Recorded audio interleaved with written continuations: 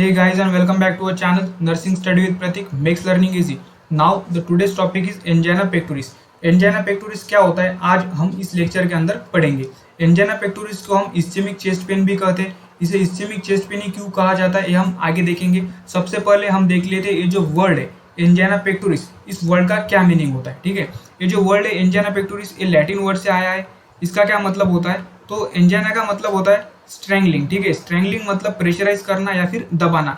And pectoris का meaning होता है चेस्ट। ठीक है, मतलब स्ट्रेंगलिंग इन दी चेस्ट, चेस्ट को प्रेशराइज करना या फिर दबाना। ठीक है, अब ये जो इस्चेमिक चेस्ट पेन है ये क्या है, तो सबसे पहले हमें ये पता होना बहुत जरूरी है इस्चीमिया का मतलब क्या होता है। इस्चीमिया मतलब रिड्यूस ब्लड फ्लो। ठीक है, ये जो हमारी कोरोनरी आर्टरी है यहाँ पे मानो अथेरोस्क्लेरोसिस फॉर्म हो गया। ठीक है, अथेरोस्क्लेरोसिस फॉर्म होने के कारण हमारा जो ब्लड फ्लो है वो आगे नहीं जा पाएगा और हमारे हार्ट के जो सेल्स है उनको क्या नहीं मिलेगा, ब्लड नहीं मिलेगा, ऑक्सीजन नहीं मिलेगा, न्यूट्रिएंट्स नहीं मिलेंगे। इसकी वजह से उनकी क्या हो जाती है, डेथ हो जाती है। ठीक है, और डेथ होने के कारण क्या होता है, चेस्ट पेन होता है, सीवियर चेस्ट पेन होता है। ठीक है, इसे ही क्या कहते हैं हम, एंजाइना पेक्टोरिस कहते हैं। एंजाइना पेक्टोरिस मतलब चेस्ट पेन। ठीक है, अब हम देखेंगे डेफिनेशन क्या है एंजाइना पेक्टोरिस की। ठीक है, यहाँ तक तो क्लियर है, कुछ नहीं है एंजाइना पेक्टोरिस में। सिर्फ एक बात खाली याद रखना, ये जो हमारी कोरोनरी आर्टरी है, ठीक है, इस कोरोनरी आर्टरी में ऑब्स्ट्रक्शन होने के कारण ये जो ब्लड का फ्लो है वो आगे नहीं जा पाएगा। और ब्लड का फ्लो आगे नहीं गया तो क्या होगा, जो हमारे हार्ट के सेल्स है, ठीक है, उनको क्या नहीं मिलेगा, ब्लड नहीं मिलेगा, ऑक्सीजन नहीं मिलेगा और न्यूट्रिएंट्स नहीं मिलेगा।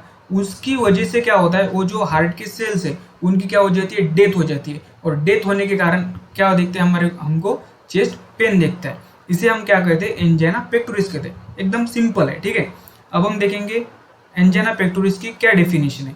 Angina pectoris is a syndrome characterised by sensation of chest pain और pressure in the centre of chest due to ischaemia of heart muscle. मतलब ये जो एंजाइना पेक्टोरिस है ये क्या है, angina pectoris is a syndrome, ये सिंड्रोम है। ठीक है, एक सिम्टम है, एक बहुत से डिसीज कंडीशन में दिखते हैं। जैसे कि हमने मायोकार्डियल इंफ्रैक्शन देखा, उसमें भी हमने चेस्ट पेन देखा है। ठीक है, कोरोनरी आर्टरी डिसीज में भी हम कोरोनरी आर्टरी डिसीज में भी हमें चेस्ट पेन देखने को मिला। तो ये क्या, एक सिंड्रोम है। ठीक है, कैरेक्टराइज बाय चेस्ट पेन। इसमें क्या होता है, चेस्ट पेन होता है और pressure in the centre of chest, जो हमारे चेस्ट के सेंटर है वहां पे क्या हमें फील होता है, प्रेशराइज फील होता है। ठीक है, ड्यू टू किसकी वजह से, इस्चीमिया की वजह से। इस्चीमिया का मतलब क्या होता है कि रिड्यूस ब्लड फ्लो। ठीक है, ब्लड का फ्लो रिड्यूस होगा, उसकी वजह से जो हमारे हार्ट के मसल्स है उनको क्या नहीं मिलेगा, ऑक्सीजन नहीं मिलेगा, न्यूट्रिएंट्स नहीं मिलेंगे। ठीक है, और उनकी क्या हो जाती है, डेथ हो जाती है। ठीक है, तो ये तो हो गया हमारा डेफिनेशन ऑफ एंजाइना पेक्टोरिस। कुछ नहीं, एकदम सिंपल डेफिनेशन है, एक बार फिर से हम देख लेते हैं। Angina pectoris is a syndrome characterized by sensation of chest pain और pressure in the center of chest due to ischemia of heart muscle। मतलब ये क्या है, एक सिंड्रोम है। इसके क्या कैरेक्टराइज है, इसके क्या कैरेक्टरिस्टिक्स है, इसमें चेस्ट पेन होता है। ठीक है, किसकी वजह से चेस्ट पेन होता है, इस्चीमिया की वजह से। ठीक है, इस्चीमिया कहाँ पे होता है, हार्ट के मसल्स में इस्चीमिया होता है। ठीक है, ये तो हो गई हमारी डेफिनेशन ऑफ एंजाइना पेक्टोरिस। अब हम पढ़ेंगे टाइप्स ऑफ एंजाइना। ठीक है, तो there are mainly three types of angina pectoris. First is stable angina, second unstable angina and third है variant angina। तो इसमें सबसे पहले हम देखते हैं स्टेबल एंजाइना। अब स्टेबल एंजाइना किसकी वजह से होता है, तो ज़्यादा फिजिकल एक्टिविटीज़ करने की वजह से। सपोज हमने मानो बहुत रनिंग कर ली, ठीक है, जिम में गए और पहले दिन बहुत कसरत की, ठीक है, उसकी वजह से क्या होता है, ऑक्सीजन का डिमांड बढ़ता है। और मानो किसी वजह से हमारे हार्ट को ऑक्सीजन नहीं मिला तो उसकी वजह से क्या होता है, चेस्ट में पेन होता है। ठीक है, ये रिलीफ हो जाता है रेस्ट, जब हम रेस्ट करते हैं। ठीक है, कुछ देर तक रेस्ट करेंगे तो चेस्ट पेन ऑटोमेटिक कम हो जाएगा। और मेडिकेशंस नाइट्रोग्लिसरीन, अगर हमने नाइट्रोग्लिसरीन मेडिकेशन ली तो उसकी वजह से भी चेस्ट का जो पेन है वो रिलीफ हो जाता है। ये pen usually last for 5 minute. ये पेन कितनी मिनट तक रहता है, मेनली 5 मिनट तक ही रहता है। ठीक है, ये तो हो गया हमारा स्टेबल एंजाइना। अब हम देखेंगे अनस्टेबल एंजाइना। अनस्टेबल एंजाइना किसकी वजह से होता है, तो ये होता है mainly formation of atherosclerosis in the coronary artery. ये जो हमारी कोरोनरी आर्टरीज है, ठीक है, इस कोरोनरी आर्टरी में मानो यहाँ पे अथेरोस्क्लेरोसिस फॉर्म हो गया। ठीक है, इस अथेरोस्क्लेरोसिस फॉर्म होने के कारण जो ब्लड का फ्लो है वो आगे नहीं जा पाएगा और हमारे जो हार्ट के मसल्स है या फिर सेल्स है उनको क्या नहीं मिलेगा, ऑक्सीजन नहीं मिलेगा, न्यूट्रिएंट्स नहीं मिलेगा। ठीक है, और उनकी क्या हो जाती है, डेथ हो जाती है इस्चीमिया और हाइपोक्सिया के कारण। और उसकी वजह से हमारे हार्ट में क्या होता है, सॉरी हमारे चेस्ट में क्या होता है, मेनली पेन होता है। ठीक है, ये जो पेन है ये रिलीफ नहीं होता नाइट्रोग्लिसरीन से, और ये जो पेन है ये मोर देन 5 मिनट तक रहता है। ठीक है, अगर हम उस पर्सन को हम नाइट्रोग्लिसरीन देते हैं तो उससे वो जो पेन है वो उसको क्या नहीं होती, रिलीफ नहीं मिलती। जैसे हमने स्टेबल एंजाइना में देखा कि पेशेंट को अगर हम रेस्ट देंगे या फिर नाइट्रोग्लिसरीन देंगे मेडिकेशन, तो उसकी वजह से क्या हो जाता है, वो जो चेस्ट पेन है वो कम हो जाता है। लेकिन अनस्टेबल एंजाइना में ऐसा नहीं होता। ठीक है, और ये सीवियर चेस्ट पेन रहता है। ठीक है, ये जो पेन है वो सीवियर रहता है। देन अब हम देखेंगे वेरिएंट एंजाइना। वेरिएंट एंजाइना किसकी वजह से होता है, तो ये होता है मेनली कोरोनरी वासोस्पाज्म की वजह से। मानो ये हमारी नॉर्मल कोरोनरी आर्टरी है, इसमें ब्लड का जो फ्लो है वो नॉर्मल हो रहा है, मगर किसी वजह के कारण ये जो हमारी कोरोनरी आर्टरी है यहाँ पे मानो स्पाज्म हो गया। ठीक है, स्पाज्म होने के कारण यहाँ पे क्या हुआ, ऑब्स्ट्रक्शन क्रिएट हुआ और जो ब्लड का फ्लो है वो आगे नहीं जा पाएगा। उसकी वजह से क्या हुआ, होगा हाइपोक्सिया और इस्चीमिया होगा। ठीक है, और जो मायोकार्डियल सेल्स है उनकी क्या हो जाएंगी, डेथ हो जाएगी। ठीक है, और उसकी वजह से क्या होगा, चेस्ट पेन होगा। ठीक है, it is occur during night time. ये मेनली किस टाइम में होता है, नाइट टाइम में होता है। ठीक है, ये तो हो गया हमारा टाइप्स ऑफ एंजाइना। अब ये जो टाइप्स ऑफ एंजाइना है ये हम एक सिंपल वर्ड्स में एक बार देख लेते हैं। ठीक है, क्या होता है, ये जो पहले हमने देखा था स्टेबल एंजाइना। ठीक है, स्टेबल एंजाइना। अब स्टेबल एंजाइना क्या होता है, जब हम एक्सरसाइज करते हैं या फिर रनिंग करते हैं, जो भी हम ज़्यादा फिजिकल एक्टिविटीज़ करते हैं, उसकी वजह से क्या होता है, ऑक्सीजन का डिमांड बढ़ता है, और ऑक्सीजन का डिमांड बढ़ गया। ठीक है, और मानो किसी वजह के कारण तुम्हारे हार्ट को ब्लड नहीं मिला, तो उसकी वजह से क्या होता है, चेस्ट पेन होता है। ठीक है, ये तो हो गया हमारा स्टेबल एंजाइना। देन हम देखेंगे अनस्टेबल एंजाइना। अनस्टेबल एंजाइना में हमने क्या देखा, जो हमारी कोरोनरी आर्टरीज है उस कोरोनरी आर्टरीज में क्या हो गया, अथेरोस्क्लेरोसिस फॉर्म हो गया, ब्लड का फ्लो आगे नहीं जा पाएगा, ब्लड का फ्लो आगे नहीं गया, उसकी वजह से हमारे जो हार्ट के सेल्स है उनको ऑक्सीजन नहीं मिला और उनकी डेथ होगी, और उसकी वजह से क्या हुआ, चेस्ट पेन हो गया। ठीक है, देन हमने देखा वेरिएंट एंजाइना। वेरिएंट एंजाइना का मतलब क्या होता है, ये जो हमारी कोरोनरी आर्टरीज है, इस कोरोनरी आर्टरीज में मानो किसी वजह के कारण क्या होगा, स्पाज्म हो गया। स्पाज्म होने के कारण जो ब्लड का फ्लो है वो आगे नहीं गया, जो हमारे हार्ट के सेल्स है उनको क्या नहीं मिलेगा, फिर ऑक्सीजन नहीं मिलेगा, और उनकी वजह से उसकी वजह से उनकी क्या हो जाएगी, डेथ हो जाएगी। ठीक है, और चेस्ट पेन हमें देखने को मिलेगा। तो ये तो हो गए हमारे टाइप्स। अब हम देख लेते इटियोलॉजी। इटियोलॉजी या फिर कॉजेस, इटियोलॉजी को हम कॉजेस ही कहते हैं। अगर आपका इटियोलॉजी आपके ध्यान में ना रहे तो आपने सिंपल कॉजेस भी लिखा तो भी चलता है। अब क्या क्या कॉजेस है, ठीक है, तो सबसे पहला कॉज है हमारा अथेरोस्क्लेरोसिस। ठीक है, मैंने पहले बता दिया था कि ये जो कोरोनरी आर्टरी में, इस कोरोनरी आर्टरी में मानो प्लेग या फिर अथेरोस्क्लेरोसिस फॉर्म हो गया, तो उसकी वजह से जो ब्लड का फ्लो है वो आगे नहीं जा पाएगा, और हमारे हार्ट के सेल्स को क्या नहीं मिलेगा, ऑक्सीजन नहीं मिलेगा, और इस्चीमिया और हाइपोक्सिया के कारण उनकी क्या हो जाएंगी, डेथ हो जाएगी। ठीक है, देन हाइपरटेंशन। हाइपरटेंशन में क्या होता है, ब्लड प्रेशर इंक्रीज होता है। ब्लड प्रेशर इंक्रीज होने के कारण जो हमारे कोरोनरी आर्टरीज है उनकी जो लेयर है, ठीक है, उनको क्या होगा, ब्लड प्रेशर अगर कंटिन्यू इंक्रीज रहा तो डैमेज होने के चांसेस रहते हैं, उसकी वजह से भी हमें चेस्ट पेन देखने को मिलता है।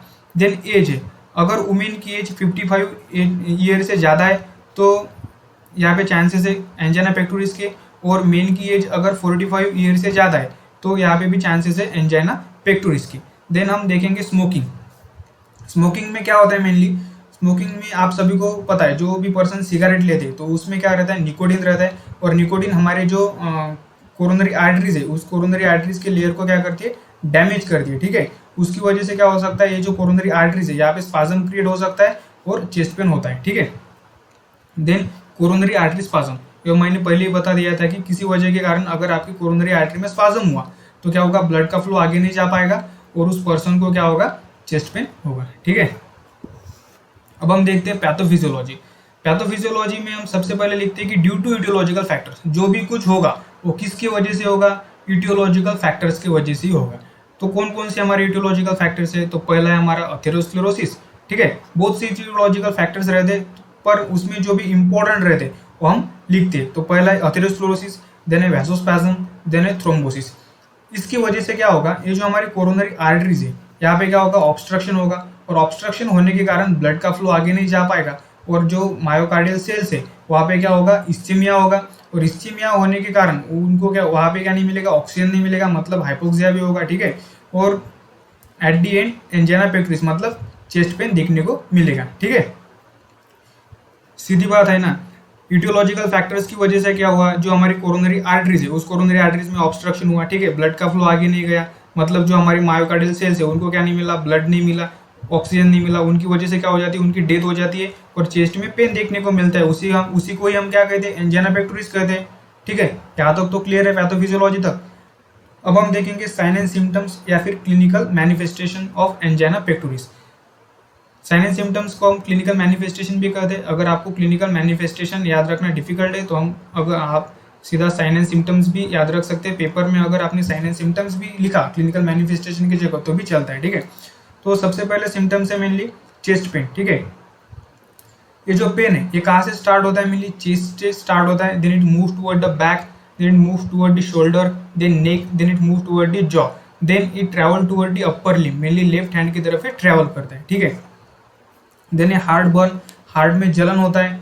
Then referral pain, referral pain मतलब जैसे मैंने यहाँ पे बता दिया चेस्ट पेन में ये जो पेन है ये कहाँ से लेकर कहाँ तक रेफर होता है, ये चेस्ट से शुरू होता है, then it move toward the back. ठीक है, then it move toward the shoulder, then move toward the neck, then ये कहाँ से जाता है, जॉ तक जाता है, then it travel toward the upper limb, mainly left hand की तरफ जाता है। Then weakness, fatigue and sweating, ये पेशेंट को देखने को मिलेगी, पेशेंट को वीकनेस देखने को मिलेगी ड्यू टू लेस ऑक्सीजन। ठीक है, then fatigue, then sweating, then shortness of breath. ठीक है, ये सब सिम्टम्स एंजाइना पेक्टोरिस के अंदर हमें देखने को मिलेंगे।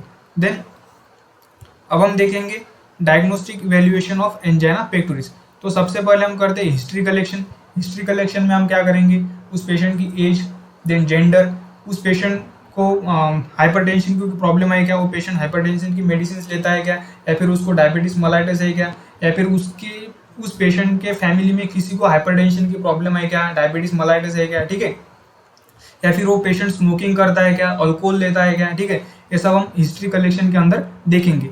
देन हम देखेंगे फिजिकल एग्जामिनेशन। फिजिकल एग्जामिनेशन में हम हेड टू एग्जामिनेशन करते हैं, इसमें हम ब्लड प्रेशर चेक करेंगे। ठीक है, उस पेशेंट को अगर चेस्ट पेन है तो उसके जो फेशियल एक्सप्रेशन है वो कैसे रहेंगे, एकदम उड़े हुए रहेंगे, वो भी हम इसमें देखेंगे। ठीक है, देन हम करते हैं इलेक्ट्रोकार्डियोग्राम, इसे ईसीजी भी कहा जाता है। ठीक है, सो इसमें क्या करते हैं हम, जो इसमें क्या देखते हैं हम, जो एसटी सेगमेंट है उसमें हमें वेरिएशन देखने को मिलेगा अगर उस पेशेंट को एंजाइना पेक्टोरिस है तो। ठीक है, देन हम देखेंगे एमआरआई एंड सीटी स्कैन। ये जो प्रोसीजर्स है इसमें हम क्या करते हैं, कार्डियक प्रॉब्लम आइडेंटिफाई करते हैं। देन लास्ट है हमारा एंजियोग्राफी। एंजियोग्राफी हम किस लिए करते हैं, जो कोरोनरी आर्टरीज में ब्लॉकेज है वो हम किसकी हेल्प से देखते हैं, एंजियोग्राफी की हेल्प से देखते हैं। ठीक है, मतलब टू डिटेक्ट करते हैं percentage of blockage in the coronary artery. अब हम देखेंगे मैनेजमेंट। मैनेजमेंट में सबसे पहले हम देखते हैं मेडिकल मैनेजमेंट। तो पहला है हमारा बीटा ब्लॉकर्स। बीटा ब्लॉकर्स क्या करता है, हार्ट का वर्कलोड कम करता है। ठीक है, इसके एग्जांपल्स है एटेमोलोल, देन प्रोप्रानोलोल। देन सेकंड है हमारा एनाल्जेसिक। सीवियर चेस्ट पेन रहता है, इस पेन को हम रिड्यूस करने के लिए, इस पेन को हम कम करने के लिए क्या देते हैं, मेनली नाइट्रोग्लिसरीन या फिर मॉर्फिन सल्फेट देते हैं। ठीक है, नाइट्रोग्लिसरीन ये क्या है, वैसोडायलेटर्स है। ये जो वेसल्स है इस वेसल्स को क्या करेंगे, डायलेट करेंगे, उसकी वजह से जो ब्लड का फ्लो है वो प्रॉपर हो पाएगा और हमारे जो हार्ट के सेल्स है उनको क्या मिलेगा, ब्लड मिलेगा। ठीक है, देन है हमारा एंटीकोयागुलेंट। एंटीकोयागुलेंट क्या करता है, प्रिवेंट करता है कोयागुलेशन, क्लॉट का फॉर्मेशन होने नहीं देता। ठीक है, इसके एग्जांपल्स है हेपेरिन। फोर्थ है हमारा calcium channel blocker. Calcium channel blockers क्या करते हैं, ये जो कैल्शियम के चैनल्स है इनको क्या करते हैं, ब्लॉक कर देते हैं, कैल्शियम की एंट्री होनी नहीं देती, उसकी वजह से क्या नहीं होता, कॉन्ट्रैक्शंस नहीं होता। तो इसका एग्जांपल्स है मेनली निफेडिपिन एंड निमोडिपिन। लास्ट है हमारा एंटीप्लेटलेट्स ड्रग। एंटीप्लेटलेट्स ड्रग क्या करता है कि जैसे आप सभी को पता है हमारी बॉडी में अगर कोई इंजुरी हुई या फिर कोई सा भी पार्ट रप्चर हुआ तो यहाँ पे क्या आ जाते, प्लेटलेट्स आ जाते, और प्लेटलेट्स वहाँ पे आने के बाद ये क्या करते, प्लेटलेट्स का एक क्लम्प फॉर्म कर देते।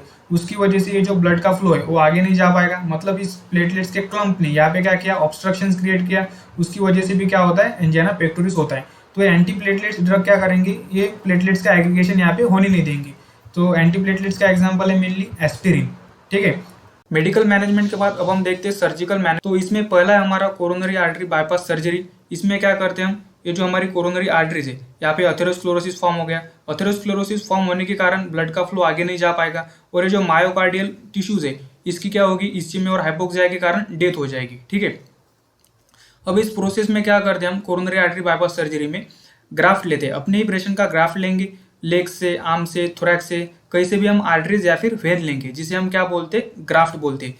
ये जो लिया गया हुआ ग्राफ्ट है ये अओर्टा से डायरेक्ट अटैच करके ब्लॉकेज के ठीक आगे लगा देंगे। इसकी वजह से क्या होगा, ब्लड का फ्लो उस लिए गए ग्राफ्ट से आएगा, ठीक है, यहाँ से ब्लड का फ्लो आएगा और ये जो मायोकार्डियल टिश्यूज है या फिर मायोकार्डियल मसल्स है उसको क्या करेगा, ब्लड फ्लो प्रोवाइड करेगा। इसकी वजह से क्या होगा, इस मायोकार्डियल टिश्यूज की डेथ नहीं होगी, ठीक है। ये हो गया हमारा कोरोनरी आर्टरी बाईपास सर्जरी। इसके नाम में ही दिया गया हुआ है बाईपास। बाईपास क्या मतलब होता है, नया रास्ता, ठीक है, नया मार्ग। तो हमने क्या बना दिया, यहाँ पे एक नया मार्ग बना दिया जिससे इससे क्या होता है, ब्लड का फ्लो इस मायोकार्डियल मसल्स तक पहुंचता है, ठीक है। सेकंड है हमारा percutaneous transluminal coronary angioplasty, that is PTCA. इसमें क्या करते हैं हम कैथेटर इंसर्ट करते हैं ग्रोइन रीजन से। ये हमारी कोरोनरी आर्टरीज है, यहाँ पे सपोज अथेरोस्क्लेरोसिस फॉर्म हुआ है, ठीक है। एक कैथेटर इंसर्ट करते हैं ग्रोइन रीजन से, कहाँ तक, जहाँ पे अथेरोस्क्लेरोसिस फॉर्म है वहाँ तक उस कैथेटर को लेके जाते हैं। इस कैथेटर के टिप पे बलून लगा हुआ होता है, उस बलून को वहाँ तक लेके जाने के बाद हम क्या कर देते हैं, इन्फ्लेट कर देते हैं। इन्फ्लेट की वजह से ये जो अथेरोस्क्लेरोसिस है ये क्या हो जाएगा, यहाँ पे फ्लैट हो जाएगा, कॉम्प्रेस हो जाएगा, ठीक है। तो इस प्रोसेस को हम क्या कहते हैं, इस प्रोसीजर को हम क्या कहते हैं, PTCA, percutaneous transluminal coronary angioplasty. Then third है हमारी coronary stent. Coronary stent is same है पीटीसीए की जैसी। इसमें क्या करते हैं हम, ये जो हमारी कोरोनरी आर्टरी है यहाँ पे मानो अथेरोस्क्लेरोसिस फॉर्म हुआ है, ठीक है। ये ग्रोइन रीजन से क्या करते हैं हम, कैथेटर इंसर्ट करते हैं और कैथेटर कहाँ तक लेके जाते हैं, जहाँ पे हमारा अथेरोस्क्लेरोसिस फॉर्म हुआ है उस वहाँ तक लेके जाते हैं। इस कैथेटर के आगे क्या लगा हुआ होता है, एक बलून लगा हुआ होता है और साथ ही साथ एक मेटल की शीट यहाँ पे लगी हुई थी, उसे हम क्या कहते हैं, कोरोनरी स्टेंट, ठीक है। स्टेंट का मतलब क्या है कि एक मेटल की शीट होती है, ठीक है। लेके जाने के बाद इस बलून को क्या कर देते हम, वहाँ पे इन्फ्लेट कर देते। इन्फ्लेट के बाद ये क्या हो जाएगा, ये जो प्लेग का फॉर्म, ये जो प्लेग हमारा फॉर्म हुआ है ये क्या हो जाएगा, यहाँ पे फ्लैट हो जाएगा और वो मेटल की शीट वहीं पे परमानेंट हम रहने देते हैं। उसकी वजह से क्या होगा, प्लेग का फॉर्मेशन आगे चलकर नहीं हो पाएगा, ठीक है। देन फोर्थ है हमारा अथेरेक्टोमी। अथेरेक्टोमी का मतलब क्या होता है कि रिमूवल ऑफ अथेरोस्क्लेरोसिस। ये जो कोरोनरी आर्टरी में अथेरोस्क्लेरोसिस फॉर्म हुआ है उस अथेरोस्क्लेरोसिस को हम क्या कर देंगे, वहां से रिमूव कर देंगे, ठीक है। अथेरोस्क्लेरोसिस को वहां से रिमूव करने के बाद क्या होगा, ये जो ब्लड का फ्लो है वो आगे आसानी से आगे जा पाएगा और जो मायोकार्डियल मसल्स है उसको क्या करेंगे, ब्लड का सप्लाई करेंगे, ठीक है। तो ये तो हो गया हमारा सर्जिकल मैनेजमेंट।